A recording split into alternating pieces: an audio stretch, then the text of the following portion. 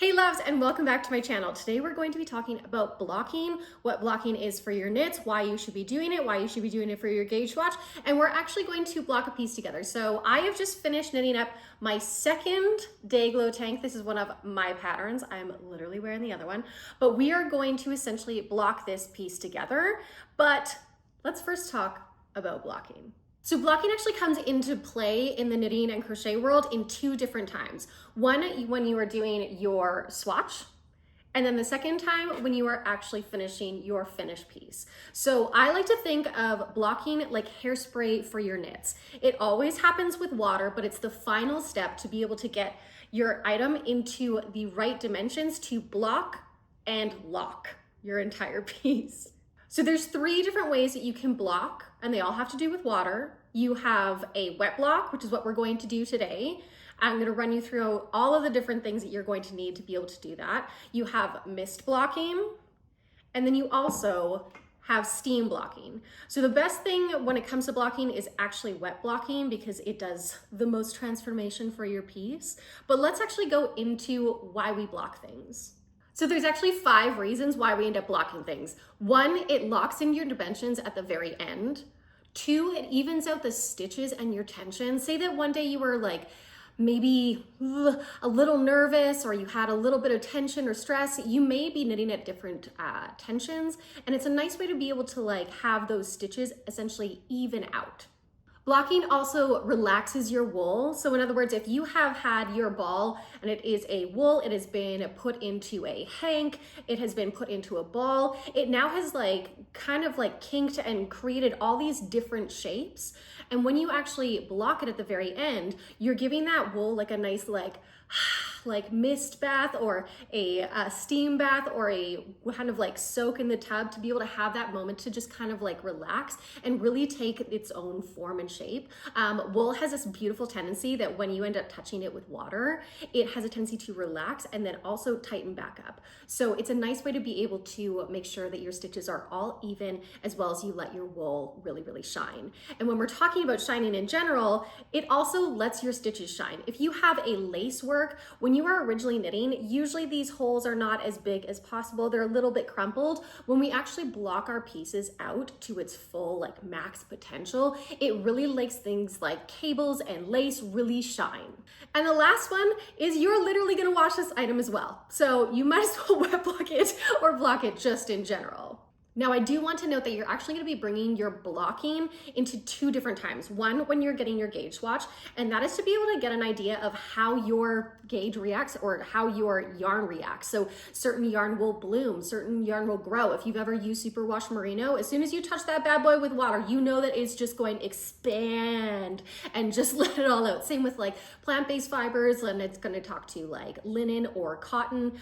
They just have this tendency to be able to like really, really grow. So you want to get an idea of what your fabric is going to turn out, and then you also want to do whatever format that you blocked your gauge swatch, you're also going to want to do it on your finished project. So if you steam blocked and you're going to be doing it for your gauge swatch, you want to do it for your final project as well. If you're going to wet block, you want to do it for both your gauge swatch as well as your finished product. If you want to mist block, you're going to want to do the same. Do note that at some point you are going to have to wash your piece, so wet blocking is probably going to be your best bet because obviously you're going to want to use that, but you will be using it in both sections when you actually start blocking. Okay, now that we have talked all about why blocking is important, what it does to your finished pieces, we are now going to get into actually blocking this. But quickly, we're going to go through the tools of what you need to be able to actually block. And specifically, we're going to be talking about wet blocking. So you're going to need a few tools to be able to actually block your piece. They are going to be, when we're wet blocking, you're going to need a basin to be able to put your actual item in. This can be your sink, this can be your bathtub, depending on how big your actual project is. Do note that you probably want to clean that article before you end up putting your actual knits in it, but you're going to need something that is going to hold water. You're also going to need water. One thing for when we're wet blocking is that you're going to want a tepid water. And I know that you're like, what the hell does that word mean? But essentially it means not too cold, not too hot, kind of like room temperature with like a slight chill to it. The reason for that is when we are starting to use wool, such as like Peruvian or like a merino, anything like that. Wool has a tendency that when it ends up hitting a warm or hot, it can felt. So we want to make sure that we are not doing that at all. The other thing that you're going to need is you're going to need some pins. You can use T-pins. These are my favorite. These ones are from Knitter's Pride. They're knit blockers, and essentially they are like a comb with a pin in it that you are essentially going to put your pin into the article of clothing that you're going to be blocking, and you're going to be putting it into a blocking board. Now, you can honestly go to Michael's, you can get all these like fancy blocking boards. This one is from Walmart, and it's technically just like a foam board. If you are a person who, it's in like their home section, this is like essentially like gym matting or flooring, and it's nice and squishy, it's foamy. I use this because it is way cheaper than having to go and get full-on like blocking mats. So this is super helpful. There are like multiple puzzle pieces. You'll also find this in like the kids section for like the puzzle pieces, like floor matting as well, so you can get that. Again, it just saves you a little bit more money instead of having to go out and buy like these crazy expensive blockers.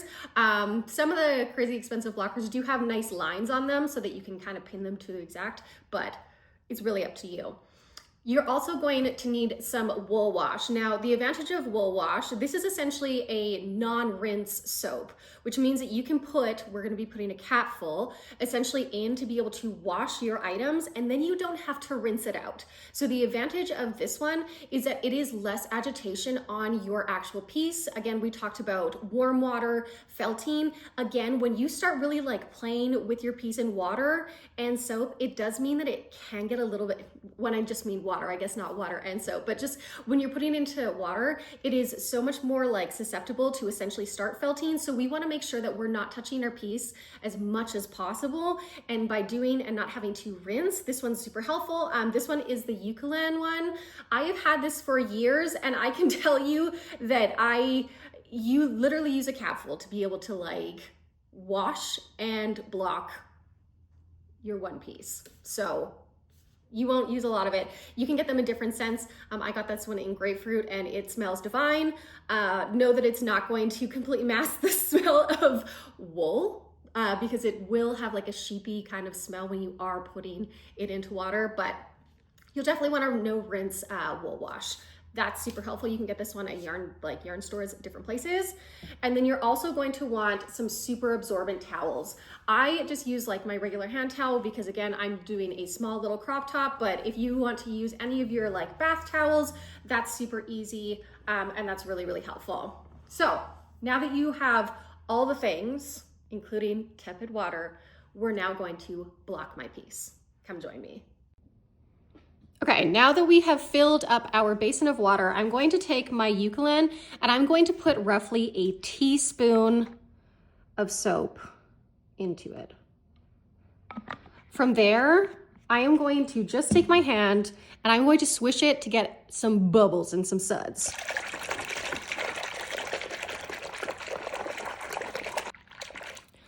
This just essentially helps move the soap within everything. And the next thing that I'm going to do is I am going to take my piece and I'm going to submerge it.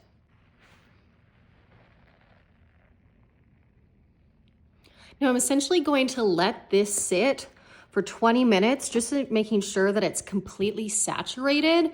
This will essentially help all of those strands really get those, that time in the bath just to be able to hang out. So yeah, we are going to leave that for 20 minutes for a good old soak, let it have its time, and then we will take it out. I'll see you guys in a bit. Okay, so I've essentially just poured out the rest of that water. I kind of held it and let it kind of go. Now I want to make sure that when I am touching this, that I am agitating it as little as possible. We are not wringing. Do not do that. We want to press and essentially try and not touch these as fibers as much as possible, but still get a bunch of the water out. So essentially I like to call this my baby bird. I'm going to hold it as if it is a fragile baby bird. Again, I am not wringing.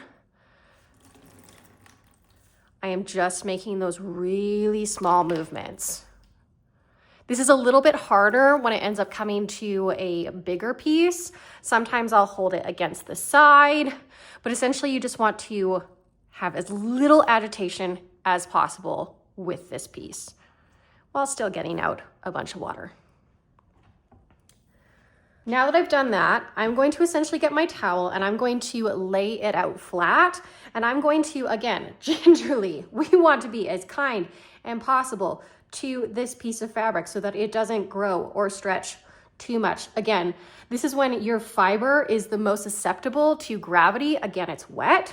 So I essentially want to put it out as much as, sorry, my video cut out, but essentially I want to roll this up and then I'm going to squish it. And then I'm literally going to go over there and I'm going to step on it. No feet pics for you though, so I will be back. 1 second. Now at this point, this is when I'm going to start blocking and locking my piece in. So now it's pretty dry. It's still damp, but I'm essentially going to try and pin it out to the dimensions that I wanted it to be. When I was first making this, the pattern has it that for my size, it should be 17 inches across and 11 inches in length from here. So I'm going to use my tape measure right here, and I'm going to start blocking it into those dimensions. So for you, again, you can start to see as I'm like pulling it that those stitches are looking way more even in tension. And I want to make sure that I am getting that 11 inches down, which I'm a little bit over. That's okay. I don't mind having a slightly bigger top. That happens, but I know that when I'm going to be pulling this out, it should be technically 17 inches. I'm currently sitting at 16. So I am going to use those pins and I'm going to start pinning it in place just so I can essentially have, when it dries, it's going to dry in this shape and in this dimension. So again, want it to 17 inches, which comes to about here. I'm just gonna put a nice little thing here, knowing that I'm going to essentially pull that stitch over. It's going to shorten that because again, I was a little bit too long and I was sitting at 11.5 inches. That should shorten it up by pulling it to this dimension. And I'm just essentially smoothing out those stitches. This really helps if you find that you are going, if like maybe your tension gets a little bit off on a few of them. Sometimes you'll have like big stitches, small stitches. Blocking just essentially helps alleviate some of that. And I just essentially play with it until I get it in the place that I want it to. If I wanted to, I could pin up here, but it should be okay. I think it will just hang out. So now that I have blocked this, I'm now going to wait for it to dry. So I will come back after about a day and I will show you how this now looks. And just like that, we have a fully finished wet blocked piece. So one thing that you want to notice is that when I show this up, the tension is so smooth. Each stitch is like really, really beautiful. There's not like any wonkiness to it. When you are knitting, we sometimes have different tension where like one stitch can go awry. This makes it so nice and smooth. It's also really like changes the characteristic of the yarn. It's got like more of like a drape to it as well.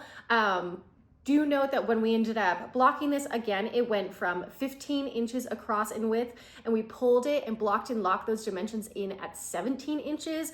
This helps just, again, make sure that those stitches get those maximum potential as well as gets the correct dimensions that we were actually going for. So wet blocking is so, so helpful when you're actually going to be washing your knit. You're going to do the exact same process. You are going to use your non-rinse wool wash. You're going to put it in a basin. You are going to essentially block and lock it into the dimensions by putting it out, pinning it out, just so that it always stays the same. So that is always really, really helpful. One thing other to know about that is that I just wrote a book and I have an entire chapter. The whole entire book is about how to be able to knit a sweater from start to finish and all the steps to be able to know to be able to make it a success.